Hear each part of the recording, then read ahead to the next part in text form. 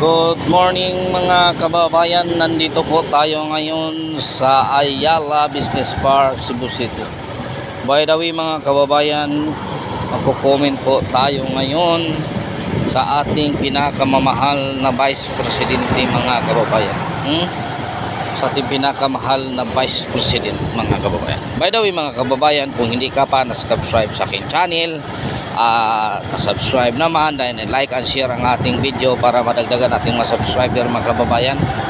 And then if you like my video, please subscribe to all the people around the world.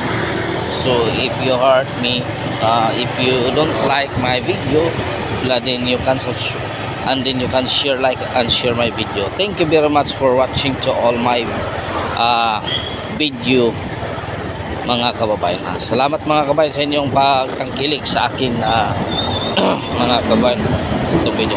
By the way mga kababayan, yung ibang mga vlogger mga kababayan, yung iba mga kababayan natatakot sila, kaya nagpabayad na lang sila sa kalang vlog dahil wala daw silang income.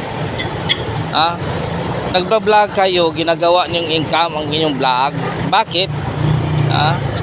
Kung ginagawa ninyong income, bakit hindi kayo magtrabaho? Para ito sa akin mga kababayan, wala akong pakialam kung magka-income ako hindi. Kasi ito ay tulong at ipaalam natin sa ating mga kababayan na ang administrasyon na ito ay nagkakaroon ng hindi mabuting ugnayan sa ating Vice Presidente. Kung ibig sabihin nabudol tayo sa mga kanyang ginagawa noong eleksyon, di ba? Huwag natin hintayin na babayaran tayo. Paano natang prinsipyo natin? Papayag ka ba bayaran ang isang pagkatao mo dahil lang sa isang prinsipyo? Kaya wala kang kinikita. Yun lang mga kababayan ang akin.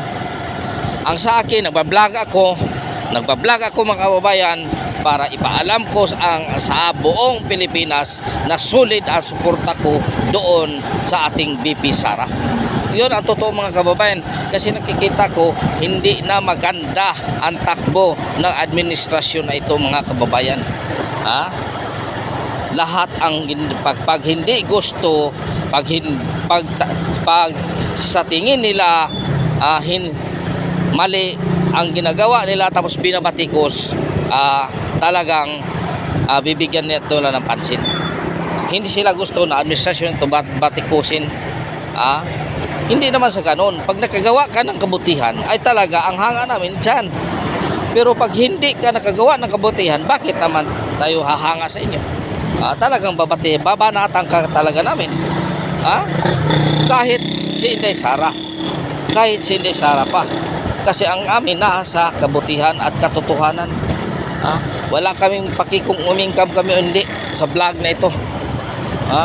Ang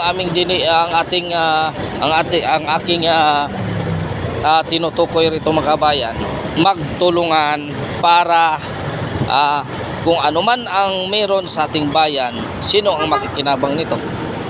Di ang ating mga henerasyon. Hindi na kita, matanda na tayo.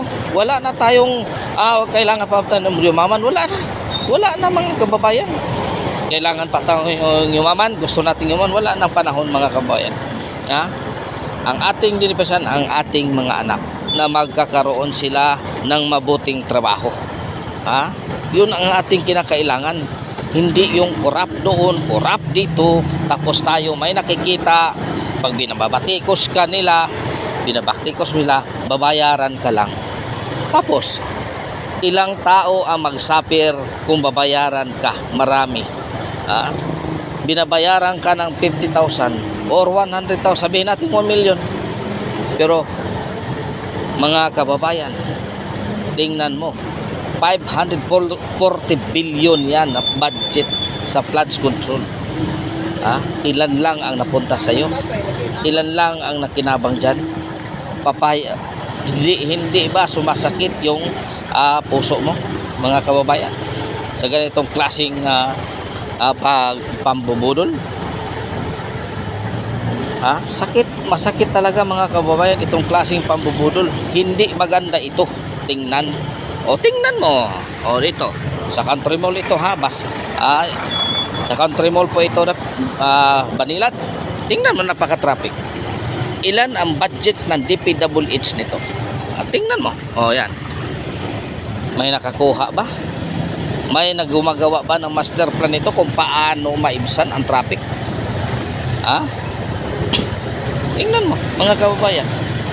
Isa ako kasi nagtatrabaho ako, isa ako na hindi ako madaling pumunta doon sa pupuntahan ko.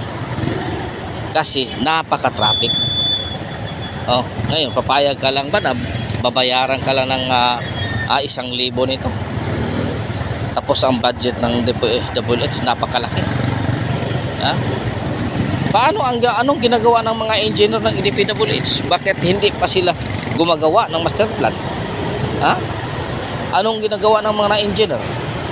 Bakit pumunta pa sila sa ibang bansa para mag-study ng ating syudad kung paano maibsan ang traffic? Tayo na ang gumagawa dyan kung paano maibsan. Dahil sa sabihin natin sa korupsyon, kaya nagkaganito ang ating bansa. Ganyan talaga mga kababayan. Ganyan talaga. Babudget ka ng ilang bilyon, master plan lang ang gagawin mo. Bakit? Wala bang Pilipinong gumagawa ng master plan? Kalukuhan ng kanyang klaseng mga story mga kababayan. Kahit ordinaryong tao, walang pinag-aralan, alam nila kung taga saan ka, kung nandyan ka sa lugar na palaging binabaha, alam mo kung saan patungo ang tubig mga kababayan. Huwag mong magdala ka ng tao sa ibang lugar, siya ang gagawin mong master plan. Magtanong ka sa mga tao. Kung gagawa ka ng master plan, tanungin mo yung mga tao. Yung gagawa ng master plan, yung mga tao dyan. Kasi alam nila kung saan patungo ang tubig at saan ang galing ang tubig. Diba? Simple paggawa ng master plan. Tapos pupunta ka pa ng ibang lugar, kukunin mo yung isang tao doon, pupuntahin mo doon, mga taga Cebu, doon kami sa Cebu binabaha, papuntahin mo rito ang taga Manila. Bakit? Alam ba niya ang kung saan patungan tubig, kung saan ang galing ng tubig? Ang gagawin ninyo, yung nandyan ng mga tao, sila ang gumagawa ng master plan. Sila ang paggawain ninyo kasi alam nila kung saan patungo ang tubig, kung saan ang galing ang tubig. Yan, that's all mga kababayan. Maraming salamat sa inyong suporta mga kababayan. That's all. God is good all the time, all the time. God is good all the time, all the time. God is good. Reaching your kaninyong tanan mga kababayan, mga kababayan.